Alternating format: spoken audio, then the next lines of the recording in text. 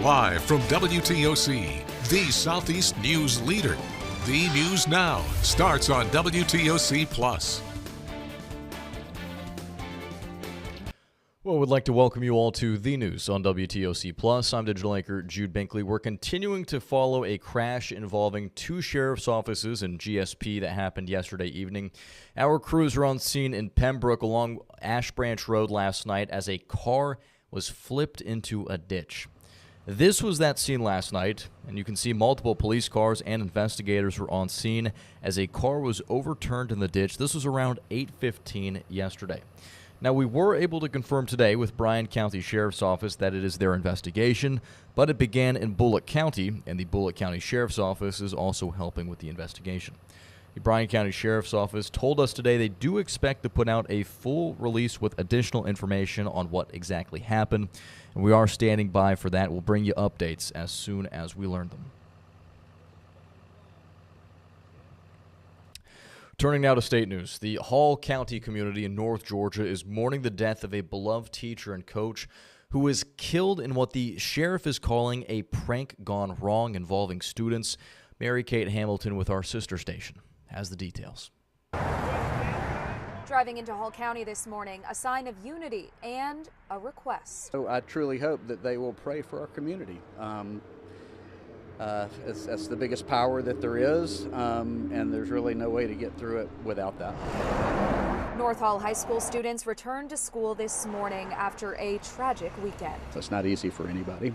Teacher and coach Jason Hughes was killed in what the sheriff is calling a prank gone wrong. The Hall County Sheriff's Office says 5 teens went to Hughes' home to throw toilet paper on the trees. They say Hughes came outside to confront the teens and tripped and fell as they drove away. He was hit by a pickup truck and killed. One teen is now charged with vehicular manslaughter. I will tell you that David Autry, owner of Autry Ace Hardware, says he hopes people can recognize all sides of the tragedy. we're not only supporting the Hughes family, but we're also supporting the kids that were involved in this tragedy, as the Hughes family has come out and said as well. So everybody needs to understand that this was a true accident, and it's not good for anyone. At the start of this heavy week, the tight-knit Hall County community leaning on each other. And it's not just the Hall County community coming together. It's really, a story that's impacted folks across the state of Georgia. As of this afternoon, a GoFundMe for the Hughes family has now raised more than $200,000. And back here on the coast in Savannah, the community came together over the weekend to remember Dr. Linda Davis. Hundreds attended a tribute on Saturday honoring the beloved special education teacher who died in a car crash back on February 16th. During the service, friends, colleagues, and community members spoke about the lasting impact Dr. Davis had on the folks around her. Hess K-8 school principal Alana McMullen shared how quickly Davis connected with her students with a positive attitude and encouragement, lifting everyone she worked with. Reverend Dr. Beatrice Berry delivered the sermon, reflecting on Davis's vibrant personality, warm smile, and unmistakable laugh. If we look at her life as a loss, we are not honoring that life, because she did not waste any second of it. She lived it fully. A GoFundMe has been set up to help the Davis family with funeral expenses. You can find that linked on our website right now at WTOC.com. As the fighting with Iran escalates, Tehran has confirmed they've appointed a new supreme leader following the killing of the Ayatollah. President Trump told Fox News he's not happy about the selection and previously said he wants to be involved in picking the next leader. U.S. officials also confirmed the death of a 7th American from Iranian attacks. CBS's Natalie Brand has the latest from the White House. Thick black smoke rose above Beirut today as Israel targets Iranian-backed Hezbollah in Lebanon. In Tehran, plumes engulfed much of Iran's capital city after weekend strikes by the U.S. and Israel targeting oil storage facilities. I think we are all seeing right now the threat that this clerical regime poses to the region and to the world. They are trying to hold the world hostage. They are attacking their neighbors. The latest fighting comes as Iranian clerics chose slain Supreme Leader Ayatollah Khamenei's son, Mojtaba Khamenei, as his successor, prompting celebrations from hardline supporters. Israel offered this warning. The highest risk job right now is to be the new Ayatollah. That's a high-risk job. President Trump told Fox News he's not happy about the selection. He had said he wanted to be involved in choosing the next leader. We don't want to come back every 5 years or every 10 years and do this, so we want to pick a president that's not going to be leading their country into a war. The president is also blaming Iran for the deadly strike on a girls' school late last month. Sources tell CBS News an early U.S. assessment suggests the United States is likely responsible, but did not target the school intentionally. It's being investigated, which is the only answer I'm prepared to give. As the president and vice president paid tribute this weekend to the service members killed in conflict, U.S. Central Command says a seventh has died from injuries sustained during the initial retaliatory attacks. Natalie Brand, CBS News, the White House. Well, back here in the Peach State, advocates gathered in Social Circle, Georgia, to make it known they want what's being called a mega ICE detention facility out of their community. The rain didn't stop folks with Indivisible Georgia from meeting outside the Walton County Courthouse yesterday. Plans and layouts for the proposed facility will be considered one of the nation's 8 mega centers, housing 7,500 to 10,000 detainees, plus staffing about 2,000 people. The Department of Homeland Security says the facility will not adversely affect the community, but those at the rally over the weekend disagreed. There are a lot of people in this area who support the mission of ICE as a whole, but they believe that this detention center is in the wrong place for a lot of reasons. And then there's a lot of people who believe that what's going on in detention centers has human rights problems or who oppose ICE. So we've got this big majority of people who do and don't support ICE, who are all agreeing detention center is not welcome here. Now, the DHS bought the facility for $128 million. Plans for it are to have indoor and outdoor recreation areas, on-site legal, health, and dental services, plus a gun range as well. Well, it was a late Friday night at the Georgia State Capitol. Lawmakers debated bills up until the midnight deadline for what's known as crossover day. Bills that pass get to move to the other chamber, including House Bill 1285, also known as the Georgia SNAP Healthier Choices Act of 2026. It would bar people from buying certain foods and drinks using SNAP benefits. But bills that didn't pass, like Senate Bill 568, are done for the session.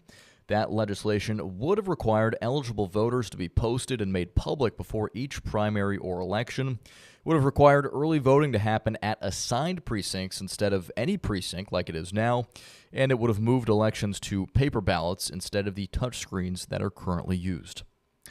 And it looks like sports betting is still not coming to Georgia. House Resolution 450 would have put it on the ballot to give you a chance to vote for a constitutional amendment to make it legal. There is bipartisan support for the idea, citing the money that sports betting brings in, but people against it say it's addictive. And staying in state news, voters in Northwest Georgia are heading back to the polls this week, deciding who will represent them on Capitol Hill. Tomorrow's special election will choose the replacement for Marjorie Taylor Greene. She resigned from the U.S. House back in January after months of turmoil with other Republicans and President Donald Trump, a once close ally. There's now 17 people, mostly Republicans, looking to fill the seat, and with so many names on the ballot, a runoff in April is all but certain. The winner will serve the rest of Greene's term through January, but they'll have to run in May's primary and November's general election to keep the seat for a full 2-year term. District 14 is typically one of Georgia's most conservative districts. So far, turnout for early and absentee voting stands at 11.5% of all registered active voters. Turning now to sports news. 3 years and just one postseason win. That's not going to cut it for Georgia Tech Hoops. The program announced they are parting ways with head coach Damon Stoudemire after yet another disappointing season, and a season that ended with 12 straight losses. Stoudemire's leaving behind with an overall record of 42-55, finishing last in the conference this year and failing to qualify for the ACC tournament. In the meantime, current assistant and former Mercer head coach Greg Gary will take over as interim, while the Yellow Jackets search for their next leader. And it's tough times for Tech indeed, the fourth coaching search for the program since 2000.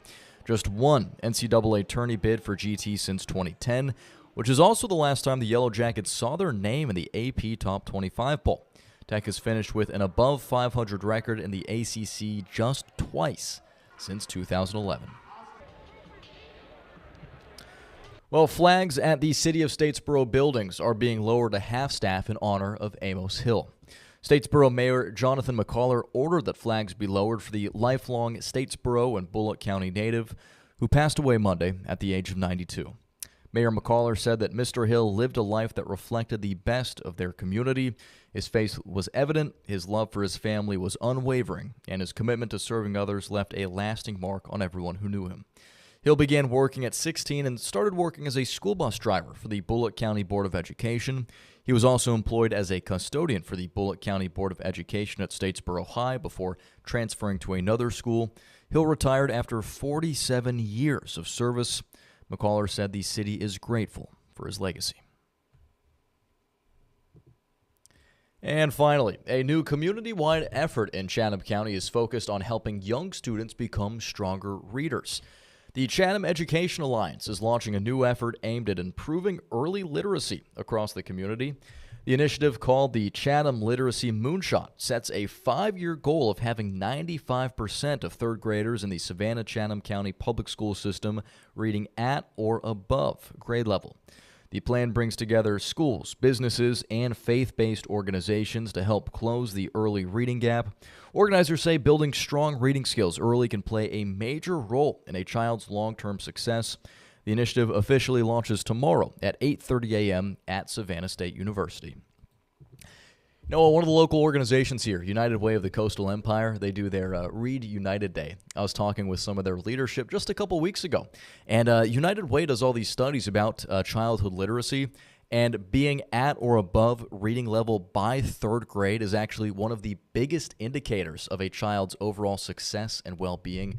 One of the most important statistics when it comes to that. I still remember a lot of the books I read growing up, like Magic Treehouse, Judy B. Jones, those types of books. So it's cool to see something encouraging early childhood literacy, especially with just how important it can be to really shaping our children's futures. All right, with that, we're going to wrap things up here for this afternoon's episode of The News on WTOC Plus. We'd like to thank you all for making us part of your afternoon. We'll be back in just about 45 minutes for Welcome to Our Community with our one and only Dawn Baker, so stay tuned for that. In the meantime, you can always check our website for the latest updates at WTOC.com. I'd like to thank you all for watching, and we're going to send it on over to Local News Live.